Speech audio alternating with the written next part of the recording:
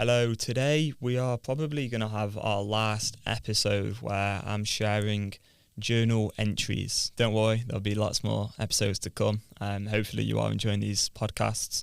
So this is going to be the last one where I'm talking about a journal entry from many years ago. So I used to have all these different journals. I was trying to solve my porn addiction. And because I'm moving out of my current studio apartment, I'm moving in with my girlfriend. Literally on Saturday actually, so as I record this it's Thursday night, so very very soon. I've decided to go back and look at all these old journals and read all the sort of junky thoughts and unanswerable questions and different approaches I used to have to solving porn addiction before I learned the Beyond Compulsion method.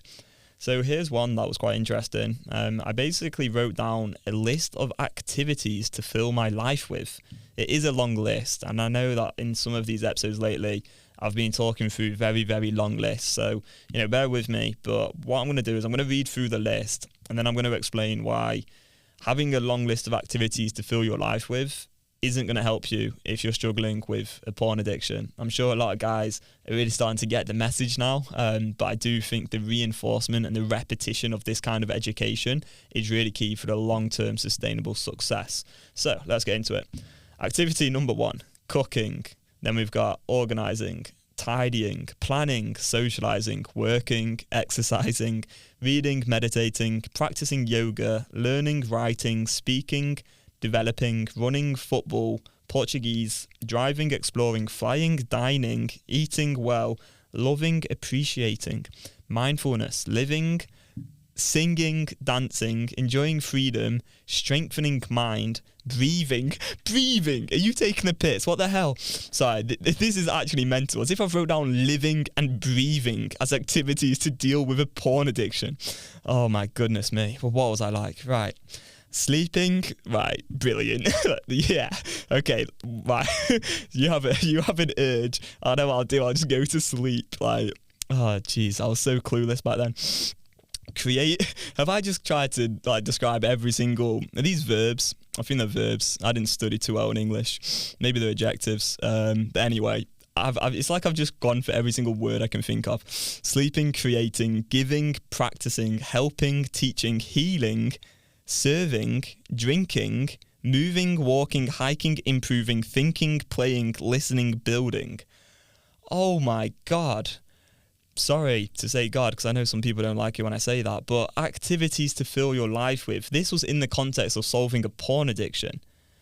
It's like I've just tried to describe every single activity you can possibly do.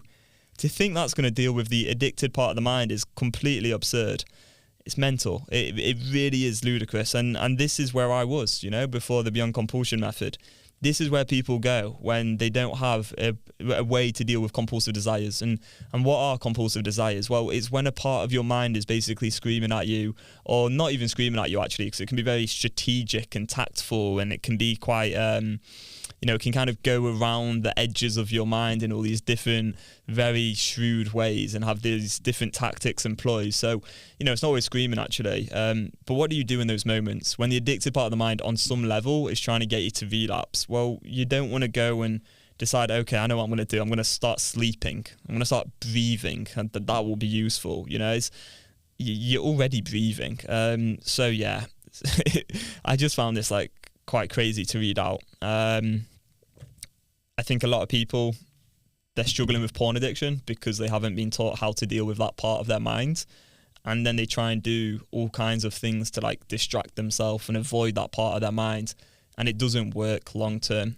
Often people do get on streaks from these kind of approaches, but then they eventually relapse because the persistent thinking is irrational, and it needs to be dealt with in a rational, effective way. It's like those thought patterns need to be corrected for the long-term success. So thank you for listening. If you'd like to learn how much porn addiction is impacting your life, feel free to take the compulsion test. We'll leave a link below and you can get a score out of 100. Cheers, and we'll see you in the next one. Goodbye.